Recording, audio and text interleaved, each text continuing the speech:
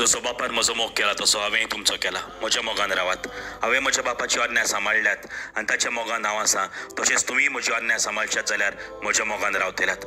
म्हजी कुशालकाय तुमचे सवे आजच्याक आनी तुमची कुशालकाय पूर्ण जावच्याक हांवें तुमकां ह्यो वस्तू सांगल्यात. म्हजी आज्ञा ही, हांवें तुमचो मोग केला तसोच तुमी एकामेकाचो करात.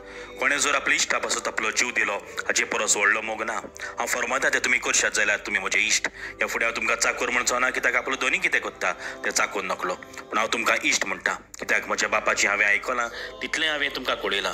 तुमी म्हाका विचून काडूंक ना, पूण हांवें तुमकां विचून काडल्यात आनी ह्या पासत तुमकां नेमल्यात की तुमी वेचें आनी फळां तोखतात तसलीं फळां तुमी दिवचीं. अशें म्हजें नांवी बापा कडेन तुमी मागतात तितलेंय तो तुमकां दितलो. ही म्हजी आज्ञा तुमकां एकामेकाचो मोग करात. आयज पवित्र सभा बागेवन मातियासाची परब समोर रमता. 12 मोदें ताका विचून काडलो. जेन्ना युदास इस्कारियोतान आपलो जीव दिलो तेन्ना सोड मातियासाचेर पडली आनी ताका 12 मोदें घेतलो. देवाची आज्ञा ताणें पाळली. हीच आज्ञा पाळूंक आमकां उलो आयज. जेजून आमचो मोग केला तसोच आमी एकामेकाचो करूं. जेजून आमचो मोग केला आपल्याक कितें मेवतलें पूण न्हय, पूण आमकां सासणाचें जिवीत मेळचें. म्हणून आमी तसोच मोग करुया.